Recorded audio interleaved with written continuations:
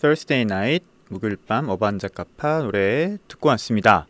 맥주 사전 이어가도록 하죠. S 마지막이고요. 슈퍼 테이스터스 절대 미각자라고 저희가 번역을 했는데 되게 이름 멋져 보이죠? 그러나 그렇게 좋지는 않습니다. 오히려 읽어보죠. 다른 사람보다 유전적으로 민감한 미각을 갖고 있는 사람 맞죠? 특히 쓴맛에 민감하여 우리 중 약 20% 여성이 살짝 더 많다가 이에 해당한다. 민감한 미각이 결국 미래가 더 많다는 얘기죠. 보통 일반 사람들 같은 경우는 제곱 센티미터당 뭐 200개인가? 뭐 이렇게 미래를 갖고 있는데 이보다 더 많은 사람들입니다. 당연히 맛을 더 많이 느끼는데요. 근데 문제는 뭐냐면 쓴맛을 더 많이 느낀다는 게 문제예요. 미래가 더 많으면 쓴맛에 더 민감하게 됩니다. 여성들이 살짝 더 많다라고 이렇게 되어 있는데 그 이유도 마찬가지예요. 왜냐하면 여성들은 임신을 하잖아요. 아이를 이제 잉태하게 되기 때문에 쓴맛이 기본적으로 독을 의미하거든요. 그렇기 때문에 여성들은 남성들보다 이 쓴맛에 훨씬 더 민감합니다. 그 이유가 그것 때문에 그래요. 쓴맛이라는 것 자체가 원래 우리에게 경험적으로 또 진화적으로 독을 의미하기 때문에 안 좋은 거거든요. 그래서 우리가 싫어하는 거죠. 우리가 지금 쓴맛 음식들을 먹고 있는 것은 철저히 현대화된 이 환경 때문에 그렇습니다. 안전이 보장되는 이 음식 환경에 있기 때문에, 식품 환경에 있기 때문에 우리가 쓴맛이 나는 음식들을 먹는 거예요. 자연의 맛은 또 쓴맛이죠. 대부분의 풀의 또 쓴맛이죠. 그래서 소 같은 경우는 그런 풀들을 잘 구별을 하죠. 먹으면 되는 풀과 안 되는 풀. 그래서 옛날 어르신들이 소 옆에 있으면은 풀 먹고도 괜찮을 가능성이 높다 이렇게 얘기하셨다는 이유가 있어요. 그래서 이 절대 미각자라고 하는 부분이 되게 멋져 보이고 맛을 품평하거나 뭐 이런 부분에서는 좀 유리할 것처럼 보이지만 실제 그렇지 않습니다. 요건 테이스팅의 영역으로 들어가면은 이제 나온 테이스팅이라고 하는 부분들이 실질적으로는 맛을 평가하고 혹은 품평하고 이런 것들을 알려주는 그런 것이잖아요. 물론 이제 뭐 더 복잡한 얘기지만 되게 쉽게 말씀을 드리는 거예요. 결국은 테이스팅이라는 부분들, 맛을 품평한다는 부분들은 물론 내가 스스로 이런 것들을 경험하는 나를 위해서 할 수도 있겠지만 더 궁극적으로 더 넓게는 내가 느끼는 부분들을 알려주기 위한 것이거든요. 그런데 내가 더 많은 미래를 갖고 있어서 쓴맛에 더 민감하다고 하면 대부분 보통 사람들의 시각으로 이 맛을 전달하기가 대단히 어렵습니다. 일종의 캘리브레이션이 필요한 거죠. 그래서 어떤 특정 부분에서 있거든요. 제 주위에도 이 절대 미각자라고 불리우는 부분들이 있어요. 분들이 계신데 이분들은 굉장히 민감합니다. 너무 민감하다 보니까 자신이 민감한 부분들에 대해서 이거를 대중한테 제대로 설명하기가 되게 어려워요. 얘기를 하잖아요. 그럼 일반 대중들은 공감을 못 합니다. 그러니까 이거는 느끼냐 못 느끼냐 뭐 이런 어떤 차이가 아니고 이 테이스팅의 영역, 품평의 영역으로 들어오면 결국은 대중에게 뭐 맥주 향이나 맛이나 이런 것들을 얘기해주고 설명해주고 혹은 뭐 그런 것들을 알려주는 그런 어떤 역할을 해야 되는데 어렵게 되는 거죠. 맥주 같은 경우도 우리가 뭐 IBU로 보통 쓴맛을 표현을 하잖아요. 그럼 40 IBU 했었을 때 이 40 IBU가 다 달라요. 개인들이 다 다르지만 우리가 그런 것들을 일반 어떤 평범한 사람들이 느끼는 40 IBU의 쓴맛에 대한 공감대가 있는데 공감대를 맞출 수가 있는데 이 절대 미각자인 부분들은 더 쓰게 느낀다는 거죠. 그럼 이분들이 쓰다고 하는 부분들을 일반 대중들은 공감할 수가 없는 거예요. 그래서 뭐 품평을 하거나 아니면은 테이스팅을 하지 않는 분들은 상관없어요. 그냥 내가 즐기려고 마시는 거니까, 내가 좋아서 마시는 거니까 그냥 내가 이건 되게 쓴 맥주네 하고 기록하고 마시면 되는데 이런 직업을 갖고 있거나 이런 것들을 하시는 이런 일을 하시는 사람들에게 절대 미각자는 오히려 이 나의 더 많은 미래가 방해가 될 수 있다라는 말씀을 드리는 거예요. 그래서 좋지 않습니다. 오히려 그래서 이 테이스팅이나 품평이란 부분들은 오히려 평범한 미래, 그러니까 평범한 사람들이 갖고 있는 정도의 수준의 감각기관을 갖고 더 많은 경험과 노력이 핵심이에요. 그러니까 더 많이 경험하고 더 많이 노력을 하고 이런 것들을 대중들에게 알려주고 더 중요한 거는 테이스팅에 더 핵심적인 부분은 어떤 음식이나 맥주에 대한 나의 관점을 갖는 일입니다. 그러니까 해석을 하는 일이죠. 해석하는 일이기 때문에 해석을 해서 도대체 어떤 의미를 갖고 있느냐 이 맥주가 이런 것들을 알려주는 일, 이게 더 중요하기 때문에 노력과 경험이 더 중요하다는 말씀을 드리겠습니다. 그래서 많이 마시는 거 되게 중요해요. 많이 마실 경험도 많이 중요한데 또 많이 마시고 경험을 이런 걸 통해서 그래서 이 맥주가 어떤 맥주인데 라고 물어봤었을 때 거기에 대한 관점을 갖는 것, 그리고 사람들한테 그런 관점을 설명해 주는 것. 그러니까 그렇기 때문에 답이 없을 수밖에 없어요. 해석의 영역이기 때문에 테이스팅과 품평이라는 부분에 대해서는 답이 없는 게 맞습니다. 이런 부분들에 대해서 좀 고민을 할 필요가 있는 거죠. 그래서 테이스팅이나 이런 부분들 잘못 해석하는 부분들이 내가 더 많은 향을 맡아, 내가 더 많은 맛을 맡아, 내가 맥주 진짜 많이 마셨거든, 이런 것들을 이렇게 앞세우고 막 이런 것들이 더 중요하다는 것처럼 말씀하시는 분들 되게 많은데 그건 테이스팅의 핵심을 잘 모르고 하시는 말씀이죠. 해석의 영역이라고 하는 부분들을, 그리고 대중들과의 소통이란 부분들이 되게 중요하다라는 부분들을 좀 말씀을 드리겠습니다. 맥주를 만드는 입장도 마찬가지입니다. 자, 읽어보죠. 돌연변이 슈퍼 히어로스 일원이 되더라도 이런 절대 미각자는 범죄와의 전쟁에 별 소용이 없다. 전형적인 외국인들 유머죠. 예, 우리와는 안 맞습니다. 하지만 맥주를 테이스팅하는 경우라면 분명히 차이를 가져다 줄 수 있다. 저는 아니라고 생각합니다. 이분과 저는 견해를 좀 달리해요. 한편 다른 쪽 끝에는 미맹이라는 꼬리표가 붙는 맛을 제대로 감별하지 못하는 40%의 불운한 사람들이 있다. 뭐 이런 분들도 있죠. 이는 이들이 맛을 전혀 느낄 수 없다는 의미는 아니다. 단지 보통 사람들보다 현저하게 맛에 민감하지 않다는 뜻이다. 그래서 그냥 평범한 게 제일 좋습니다. 너무 튀는 거 혹은 너무 밑에 있는 것도 안 좋고요. 나머지 40%에 속하는 사람들은 이 모든 호들갑이 뭔지 궁금해하면서 알파산이 듬뿍 든 DIPA를 벌컥 계속 마시고 있을 것이다. 과연 그럴까요? 하여튼 자, S 끝났고요. 이제 T입니다. 아이고, 빨리빨리 넘어가야죠.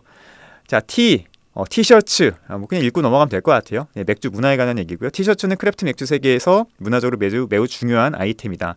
그런 것 같아요. 특히 외국인 같은 경우가 더 그런 것 같아요. 자신이 좋아하는 브루어리에 대한 충성심을 보여주는 방식일 뿐만 아니라 자신이 유명 해외 브루어리 관련이 있다는 직감적인 강력한 상징이다. 요 맥주 티셔츠 있으면 대부분 덕후나 아니면은 뭐 너드라고 보통 평범한 사람들은 잘 안 입죠. 그러니까 어떤 아이돌, 그러니까 어떤 특정한 분야에 대한 좋아하는 덕후들이 보통 이 티셔츠를 많이 입죠. 그 맥주뿐만 아니죠. 아이돌을 좋아한다거나 아니면 어떤 브랜드를 좋아한다거나 이랬을 때 이 티셔츠를 입는 것을 두려워하지 않는, 그러나 이런 쪽에 나는 덕후야라는 것들을 오히려 자랑스러워하는 그런 표식입니다. 독립맥주 공장에 있다 보면은 외국인들이 요즘 되게 많이 오는데 외국인들 중에서 맥주 티셔츠 입고 오는 사람들 되게 있어요. 근데 딱 보면은 저거 양조장 해외 브루어리나 어떤 해외 맥주 쪽에서 근무한 사람이나라는 게 바로 티가 나요. 뭐 수염이 이렇게 있다거나. 하여튼 그 맥주 쪽에 있는 사람들이 즐겨 입는 옷들이 좀 있어요. 티셔츠도 문양이 좀 있고, 그다음에 약간 셔츠인데 이렇게 있어요. 하여튼 작업복 같이 그런 것들 입으면 저거 맥주 쪽에서 일하시는 분들이구나 라는 게 저는 바로 알아볼 수 있고, 대부분 얘기를 안 나누려고 그러죠. 도망갑니다. 미국에서는 많은 이들이 공통적으로 존경에 맞이하는 제3의 브루어리 티셔츠 입고 옆 브루어를 방문하는 브루어를 종종 볼 수 있다. 이것이 맥주와 연관된 상품이 추는 일종의 복잡한 사교 댄스이다. 번역 되게 잘하신 거예요. 이거 실제 번역이 되게 힘든 문장이었는데 굉장히 잘 번역을 했습니다. 뭐 티셔츠끼리 뭐 콜라보 하는 거 되게 우리는 이런 쪽에 있는 사람들이야 뭐 이런 것들을 알려주는 뭐 이런 상징 같은 거다라고 하는 얘기죠. 템룸이요. 템룸. 보통 특정 크래프트 브루어리가 위치한 아니면 적어도 밀접한 관련이 있는 곳에 맥주 바를 의미한다. 그러니까 템룸 같은 경우는 브루펍과 템룸이 조금 다르죠. 그러니까 템룸은 맥주가 위주예요. 그러니까 템룸에서는 안주가 중요하지 않습니다. 아주 간단한 콜드컷이나 아니면 안주가 없어도 되는 곳이 바로 템룸이에요. 근데 펍이라고 이름이 붙여지면 여기는 요리가 역시 또 중요한 곳입니다. 그래서 브루펍과 템룸 요게 그렇게 좀 구별된다는 거 좀 알고 계시면 좋을 것 같아요. 자, 템룸이 인기를 끄는 데는 몇 가지가 이유가 있다. 브루어리에게 템룸은 유통업자나 펍 운영자를 거치지 않고 자신의 맥주를 소비자에게 손에 전달할 수 있는 좋은 방법이다. 그리고 브랜드를 키우고 실험적인 맥주에 대한 직접적인 피드백을 받는 좋은 방법이기도 하다. 잘 나가는 템룸에 자신들의 맥주를 팔면 더 큰 이윤을 볼 수 있다는 사실이 또 좋다. 뭐 이런 얘기를 하고 있죠.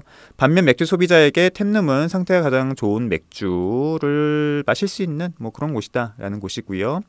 또 템룸에서는 브루어리 직원들과 더 어울릴 수 있는 기회도 얻을 수 있고요. 템룸은 초반에는 특별히 다를 바 없는 특정 시간대 아주 기본적인 장비만 갖추고 대중들에게 맥주를 따르는 방식으로 맥주를 서빙하는 걸 출발했지만 뭐 음식, 라이브 음악 뭐 이런 것들을 통해서 일반 펍과 바 이상으로 진화해 가고 있다라고 하네요. 예, 근데 템룸은 일반적으로 음식이 그렇게 중요하지 않다라는 부분들을 좀 생각해 놓으시면 될 것 같고요. 소위 커뮤니티 펍의 수가 수십 년 동안 점점 감소하고 있는 반면에 템룸은 점점 못 늘고 있다. 라는 얘기를 하고 있습니다. 템룸 맥주 애호가들에게 유쾌한 장소가 되고 있는 이유 중 하나는 바로 맥주 애호가들이 서로 모인다는 점이다. 커뮤니티는 그렇게 형성이 된다라고 되어 있네요. 근데 우리나라에서는 템룸이 좀 힘들죠. 우리나라 사람들의 아주 명확한 문화는 맥주를 마실 때 반드시 음식을 먹는다는 거예요. 외국 사람들은 안 그렇습니다. 뭐 독립맥주 공장에 오는 수많은 외국 사람들, 저희 진짜 많이 오거든요. 외국 사람들 같은 경우는 맥주만 먹고 가는 경우가 대부분이라고 보시면 돼요. 음식 거의 안 먹습니다. 피자를 시키거나 튀김을 시키기도 하는데 그들에게는 이 맥주를 먹으러 오는 이 공간은 음식이 크게 중요하지 않아요. 그래서 그냥 간단하게 땅콩 좀 갖다 주면은 맥주만 먹고 가는 경우도 되게 많고요. 맥주를 꽤 마시다가 배가 좀 고프면 그때 음식을 시키는 경우가 많은데 우리나라 사람들은 아니죠. 우리나라 사람들은 반드시 술과 음식이 함께 있어야 되는 어떤 그런 식문화이기 때문에 우리나라에서는 템룸보다는 음식이 같이 가미된 뭐 그런 것들을 하는 게 펍이 좀 더 맞는 것 같고요. 그래서 펍이라고 하는 매장을 고민하고 계신다고 하면 음식의 퀄리티에 대해서도 심각하게 생각을 하셔야 됩니다. 단순히 감자튀김하고 소세지 주고 뭐 피자 주고 이런 것들도 좋지만 아무래도 그 정도 음식으로는 젊은 사람들 같은 경우는 뭐 가능하겠지만 조금 더 나이가 있는 분들이 방문하는 데는 조금 어려울 수 있어요. 그래서 내가 조금 더 뭐랄까요, 좀 더 뭐 돈을 벌고 싶다, 혹은 내가 좀 더 프리미엄 위치에 있는 펍을 운영하고 싶다 하시면 맥주에 대한 기본적인 셀렉, 맥주를 내가 꼭 브루어리가 아니더라도 맥주를 셀렉하는 데 있어서 명확한 가치가 있어야 돼요. 우리 펍은 요런 맥주를 서빙하는 곳이에요. 요런 맥주를 파는 곳이라고 하는 맥주를 꽂아 놓은 것만으로도 그 펍이 어떤 가치를 지향하고 있는지에 대해서 고민을 많이 하셔야 됩니다. 이게 이제 펍 매니지먼트 할 때 제가 하는 교육 중에 하나인데, 그 다음에 또 하나는 음식도 마찬가지예요. 음식도 어떤 음식들을 곁들일 것인가에 대한, 그게 음식이 꼭 복잡한 음식이 아니더라도 그 음식이 갖고 있는 일종의 지향점들을 명확하게 하셔야지만 뭐 한 잔에 10,000원짜리 맥주를 파실 수가 있어요. 소비자들은 굉장히 예민합니다. 그리고 지금 즐길 게 너무 많고 먹을 것도 너무 많기 때문에 특히 맥주 같은 경우는 필수제가 아니잖아요. 우리가 국밥이나 뭐 국수 같은 경우는 밥을 먹어야 되기 때문에 올 수 있거든요. 근데 맥주는 안 먹어도 사는데 전혀 지장이 없어요. 일종의 선택을 하는 상품이에요. 그래서 그 펍이나 바에 가는 이유를 반드시 만들어줘야 돼요. 그 이유가 없으면 특히 맥주 쪽은 소비자들이 절대 오지 않습니다. 내가 만약에 알코올이 필요해, 술을 먹고 싶어, 그럼 소주 파는 데 가면 되잖아요. 그죠? 그런데 맥주를 파는 펍으로 일부러 찾아온다는 것은 그 장소와 공간, 그리고 여러 가지 것들이 복합적으로 여러 가지 가치를 만들어 줘야지만 거기 일부러 찾아가는 거거든요. 그게 없으면 굳이 거기를 가지 않아도 되기 때문이에요. 집에서 그냥 맥주 마셔도 되고 소주 마셔도 되고 술이 필요하면 뭐 그러면 되잖아요. 뭐 하이볼 마셔도 되고. 그러니까 이런 부분들에 대해서 고민을 좀 많이 하실 필요가 있고, 템룸은 그래서 참 한국에서는 대단히 고급 문화, 프리미엄 문화로 정착돼야지만 뭐 유지가 될 수 있는데 맥주가 아직은 프리미엄 문화로 정착되기에는 조금 시간이 필요하다. 한국에서는 좀 시간이 더 필요할 수 있기 때문에 뭐 그런 문화가 나중에 맥주 문화가 계속 발전하면은 올 수 있겠죠. 템룸 그리고 좋은 맥주들 그리고 간단한 또 좋은 콜드커츠 안주들을 갖고서는 즐기는 문화를 뭐 그런 문화를 또 제공하는 펍이 생존할 수 있겠지만 지금은 좀 힘들 것 같습니다. 그러니까 그런 문화를 계속 만들어가는 게 중요하겠죠. 그래서 펍을 운영하거나 템룸을 운영하거나 이렇게 생각하시는 분들은 그냥 이런 맥주 내가 좋아하는 맥주 꽂고 싶어라고 하는 순간 그 펍은 장기적으로 생존하기가 굉장히 힘들어집니다.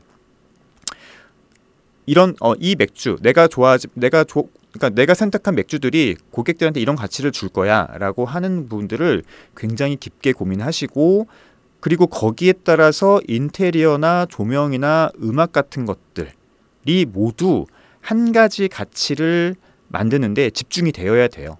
그래야지만 소비자들이 거기를 찾아갑니다. 행복한 5월 마무리하시고 이제 6월에 다시 뵙도록 하겠습니다. 마지막 곡은 2NE1의 렛츠고 파티. 다음 시간에 올게요. 안녕히 계세요.